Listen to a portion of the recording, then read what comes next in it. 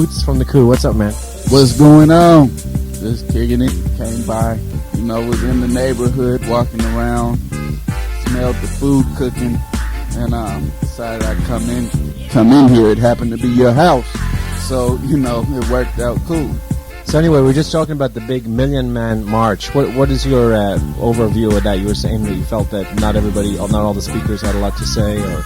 Well, I think that it's a very good step in showing that we got at least 1 million people that are wanting to do something, and going all the way to Washington for that is I think it's a progressive step in a direction that we need to go in order to make changes. My comment was just that a lot of the speakers, I don't think, spoke to a lot of material needs that people really have, and that the reason for the struggle is some actual changes need to be made.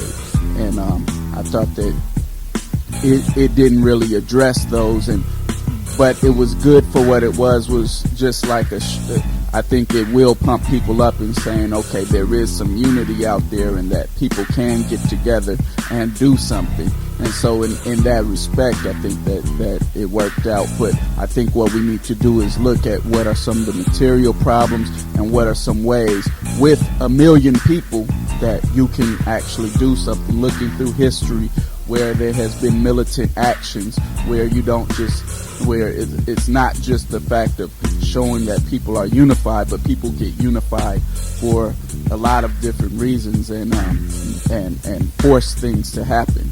And it's not necessarily always a violent confrontation, but a militant confrontation just means that you force you stop business from going, or you force something to happen so that people have to reckon with you. And I understand that we're not at a level where everybody is willing to do that,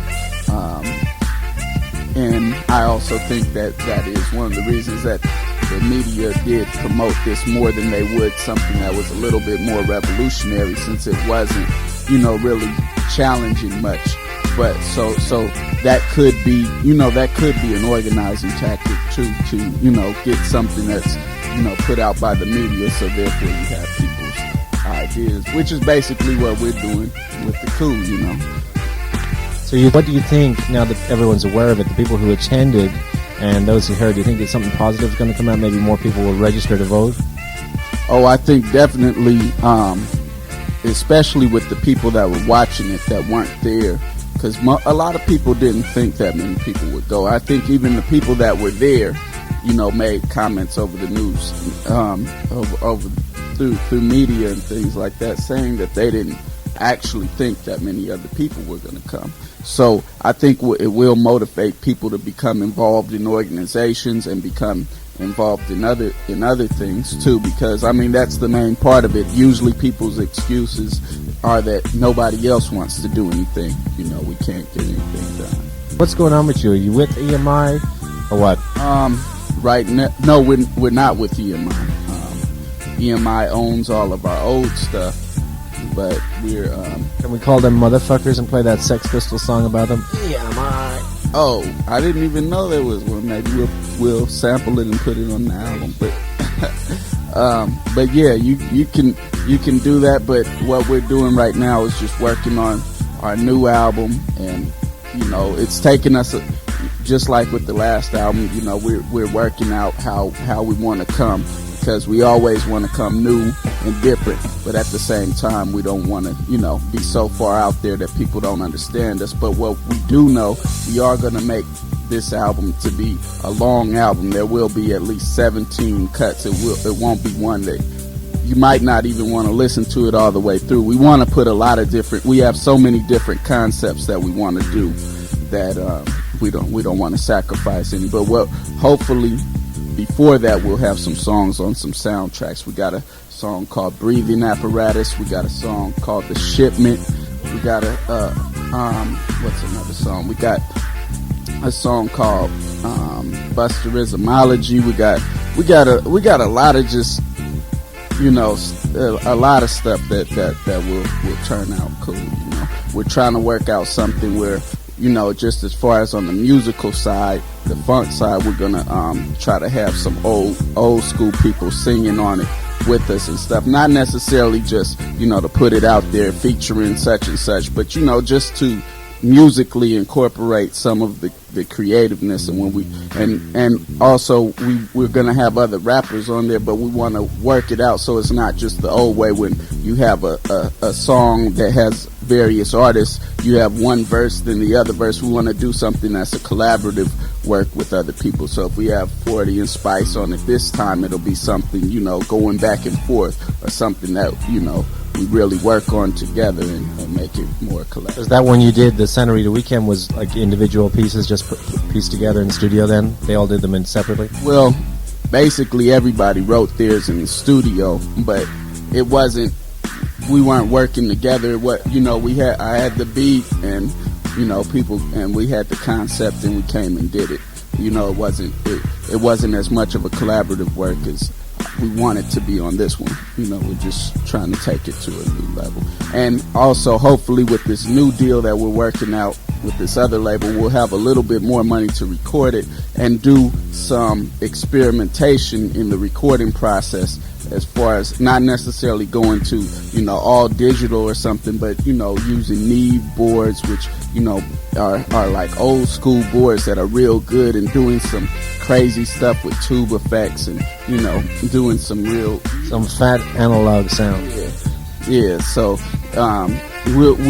this album definitely will be a lot fatter just because we'll have a bigger budget to do it with. And a lot of times people use that bigger budget and then they come out with something that's real smoothed out, but that's not the way that we're using that bigger budget.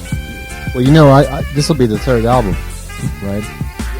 Third album, which is quite a lot, and also it's not like you're just throwing them out every couple of months like some rappers around the Bay and other places. But what I feel is that the Coup as a group have not really been fully appreciated, and I think a lot of it had to do with the label not pushing it enough. But also, too, it's just sometimes people are slow to pick up. But what I do feel is that will be around a long time, like the way Gangstar, groups like that. So it's not like you're here today and forgotten tomorrow. I think 10 years from now, the Coup will still be around putting out albums, and you'll have like diehard fans. And also, too, I want to congratulate you. You got nominated for a Whammy in the rap category with the San Francisco Weekly. That's pretty cool. Yeah. That's November 14th. I think we'll be performing there also. So anyway, I want to thank you for stopping by, Boots. You gonna do a freestyle if I throw a beat on, or do you want us to just play? Right, you want us to play an old track? Okay. Let's find a beat for him. Okay, we'll find a beat. Hey, no, you did the whack one before when you did the little Mickey Mouse voice. It might be whack again. Okay, we're gonna find a beat. Now I wish E-Roc was here, but he's not. Yeah, E-Roc is the one that freestyled. Okay. Yeah. 1, 2, 1, 2, 3, 4. Okay. Here we go. Okay. One more time. Here we go. Alright, here we go. You salivate at the sound of the bell. I come sick and make your lymph nodes swell. Nickel-plated teeth and tongue as well, so you could tell. Shooting off my mouth and motherfuckers start to bail. I'm going freestyle with my motherfucker here. I'm doing this in no 40s of beer. I'm finna do this even though my belly is large. A motherfucker like me is always up in charge. Freestyling off the dome. Motherfuckers like me is tall, you short like a gnome. I do this every day of the week. You coming to me just to hear me speak. Going off the head with no shades attached. A motherfucker like you and me is mismatched, so don't even try to battle. Go to the cops, then try to tackle. Motherfuckers like me shake you like a rattle. Motherfucker like you play ball like Mickey Mantle. Dead. Motherfucker heard what I said. I'm finna do this and I'm in the red and white and blue even though I don't want to. A motherfucker like me is from the Coup. I'm finna do this and you is okie dokie. I'm rocking stadiums, you rocking karaoke. A motherfucker gotta do this on the head. and I'll do this, and you heard what I said, and I'm repeating myself, but a motherfucker don't got wealth. I'm finna do this, I bomb like a stealth. I'm finna do this, and I don't know how to rhyme. I'm finna do this one more time. 1, 2, 3, and a 3, 2, 1. Listen to the sound of the diddy dum dum.